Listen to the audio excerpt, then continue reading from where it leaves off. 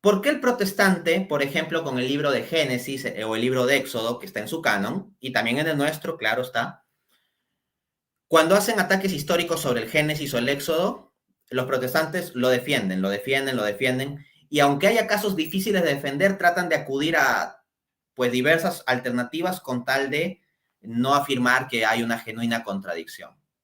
Pero cuando se trata de los libros deuterocanónicos que los católicos tenemos en nuestro canon, basta la más mínima posibilidad de lo que parece ser una contradicción y al toque señalan, error, contradicción.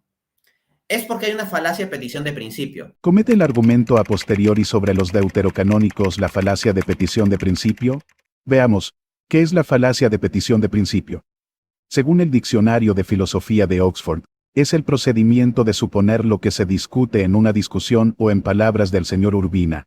Ocurre cuando la proposición a ser probada se incluye implícita o explícitamente en las premisas de partida del razonamiento. Bajo este concepto, analicemos el argumento en cuestión. La primera premisa dice que, si un libro contiene información falsa en hechos o doctrinas erróneas, entonces no puede ser considerado inspirado. Luego, la segunda premisa dice que, los libros apócrifos contienen información falsa en hechos y doctrinas erróneas. La conclusión, por lo tanto, es que los libros apócrifos no pueden ser considerados inspirados. Este silogismo no comete ninguna petición de principio, porque la conclusión se deriva de las premisas, no se asume en ninguna de ellas, siguiendo la regla de inferencia del modus ponendo ponens. Así que esta acusación es, simplemente, falsa. Ahora, apelar al testimonio de San Agustín es poco útil para el caso. Pues si encontramos que ni el manuscrito es defectuoso, ni la traducción es incorrecta, ni es una mala interpretación, no habrá otra alternativa que decir que el autor está equivocado. El mismo santo de Hipona rechaza los libros apócrifos, dadas las muchas falsedades que contienen. Que comete lo que se podría llamar, o lo que se llama propiamente en las falacias, la llamada falacia del embudo. La falacia del embudo es una falacia que consiste en que para uno mismo se permite un criterio ancho para beneficiarse uno mismo, pero cuando se trata de criticar al otro, ponen un criterio muy estrecho. ¿Qué hay de la falacia del embudo? Aquí se hace un muñeco de paja, pues así como nosotros no decimos que los libros canónicos tienen contradicciones reales, sino que tienen contradicciones aparentes, negamos que los deuterocanónicos tengan contradicciones aparentes, sino que tienen contradicciones reales. Ambos, romanistas y protestantes, debemos sustentar las proposiciones que planteamos, sea afirmativa o negativamente, así que no hay un doble estándar. Ahora, vayamos a las premisas del argumento.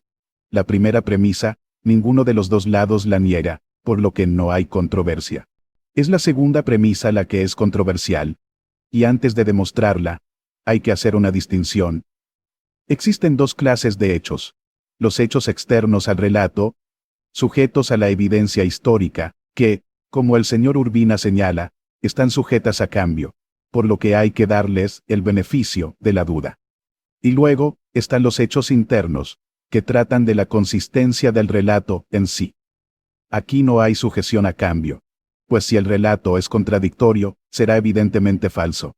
Aunque luego se descubran 1000 yacimientos arqueológicos. Como el señor Dante Urbina señala, Si se encuentran discrepancias o hay muestras de falta de sinceridad o confiabilidad por parte del autor dentro del texto, se dice que el documento no pasa la prueba.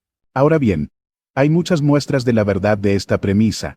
Analicemos solamente unas cuantas. Primero, la muerte de Antíoco. En los Macabeos, se nos narra 3 distintas muertes de Antíoco. ¿Cómo es esto posible? La solución clave es esta, no es el mismo Antíoco, son diferentes Antíocos. La primera solución que se propone es que son distintos Antíocos, uno Epifanes y el otro Eusebes. Pero esto es exegéticamente falso. La propia historia lo refuta de inmediato. Así lo dice Roberto Bellarmino, doctor de la Iglesia de Roma. Sobre el Antíoco cuya muerte se describe en el libro 2, capítulo 1, se debe decir que este Antíoco es Antíoco Epífanes, ese mismo hombre del que se trata en el libro 1, capítulo 6, y el libro 2, capítulo 9. Ambos relatos pueden armonizarse entre sí. La otra solución es que a pesar de ser el mismo Antíoco, los relatos son compatibles entre sí. En el capítulo 1 leemos que Antíoco fue apedreado por los sacerdotes y cortado en pedazos, y su cabeza arrojada a los que estaban fuera.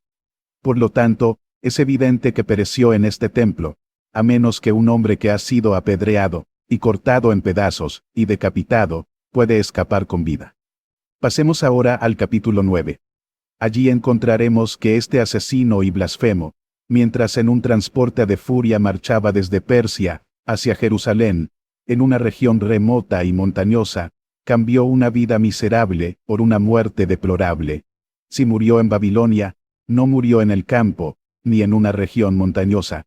No es posible que ambas narraciones sean ciertas. Ahora, el libro de los Macabeos no es el único que presenta contradicciones. Veamos un poco más. En el libro de Baruc, se nos dice que Baruc leyó su libro a Joaquín, lo cual es imposible.